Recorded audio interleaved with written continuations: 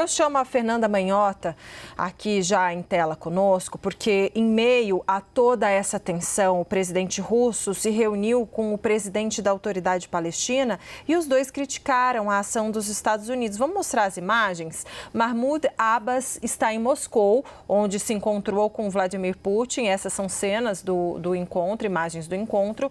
Os dois líderes discutiram a escalada do conflito em Gaza e defenderam a criação de um Estado da Palestina. Abbas e Putin também afirmaram que a ONU foi pressionada pelos Estados Unidos e falhou em tomar uma decisão para defender os direitos do povo palestino. A Rússia tem laços próximos com o Irã e com outros líderes árabes, mas pediu contenção a todas as partes para evitar um conflito generalizado no Oriente Médio. E é esse ponto, Fernanda Manhota, que eu já quero começar a tua análise sobre o risco de conflito generalizado. O que isso significa e quais são as chances reais disso acontecer? É algo muito distante?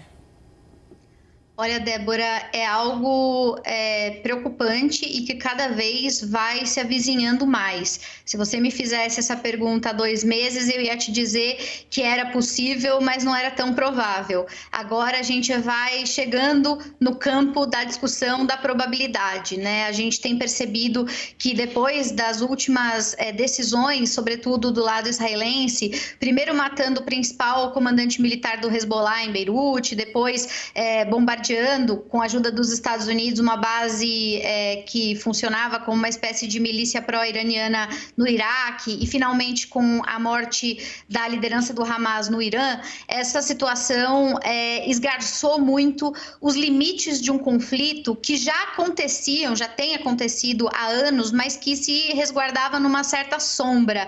A gente sabe que o Irã mantém laços com vários grupos, né, em diferentes lugares do Oriente Médio, como é o caso do Hamas na Palestina, como é o caso do Hezbollah no Líbano, como é o caso dos Houthis no Iêmen, mas esses ataques, eles eram sempre, portanto, intermediados por um terceiro, né? Não havia um enfrentamento direto.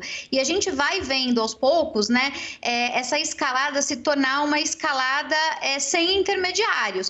Uma escalada que vai custando politicamente para esses líderes uma espécie de conta moral a ser paga. Em relação à possibilidade de um conflito generalizado, ela de fato existe, porque a gente está falando primeiro de um enfrentamento que, embora não tenha de fato características inéditas do ponto de vista das animosidades entre os dois países, seria de fato pela primeira vez um confronto de maneira mais imediata. A gente está falando de 2 países que têm importantes dimensões militares e, segundo, né, apura-se aí nos bastidores da política internacional, potencial nuclear. Então, a gente está falando de um enfrentamento desse tipo. A gente está falando de 2 países cujos alinhamentos regionais e globais não são desprezíveis, porque a gente acabou de falar do Putin, mas poderíamos falar também do governo americano, né? Quer dizer, existem grandes potências que vão ser trianguladas e que não vão poder se furtar, tomar uma posição caso isso aconteça.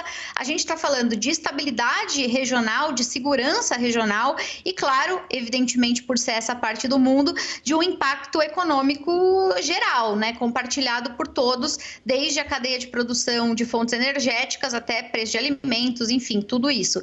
Então, não é do desejo de ninguém que esse conflito aconteça, porque efetivamente seria muito difícil conter os danos causados, Débora. Olha, Manhota, as nações, as lideranças que atuam nessa comunicação, nessa intermediação, não estão tendo muito sucesso, pelas informações até que a Mariana Jangiacomo nos trouxe. Então, ou seja, é momento de se buscar novos interlocutores ou qual é a saída possível para tentar retomar esse diálogo? Porque se ele diz que a condição, né, se o Irã diz que a condição é o cessar-fogo completo em Gaza, é algo muito distante ainda de que se possa imaginar em relação a uma decisão como essa de Benjamin Netanyahu, né? Pois é, talvez aí os aliados, as potências, né, extra-regionais possam ter um papel no sentido de estabelecer um diálogo que seja capaz de impor algumas pressões sobre cada qual, né, o seu próprio respectivo parceiro de cooperação.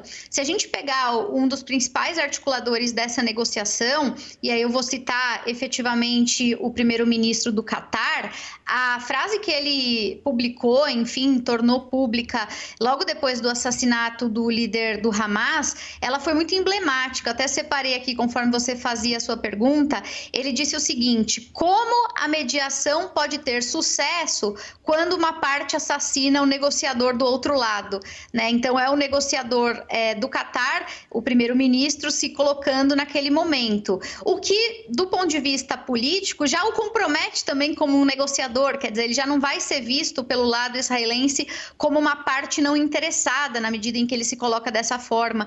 Então a gente vai tendo, assim como a gente falava mais cedo no caso da Ucrânia, uma carência, né, de figuras que sejam hábeis para costurar essa conversa. Me parece que nesse momento Rússia, China, Estados Unidos vão ter um papel decisivo, talvez na política de bastidores com os seus aliados, né, Estados Unidos com Israel, talvez Rússia e China com o lado palestino, para tentar desmobilizar, e obviamente com o Irã também, essa escalada, porque do contrário, eles próprios, que não têm interesses imediatos nesse conflito agora, vão ser fagocitados para dentro dessa situação e vão se tornar reféns desse que vai ser, sem dúvida, o pior conflito do Oriente Médio de que a gente teve notícias nos últimos anos.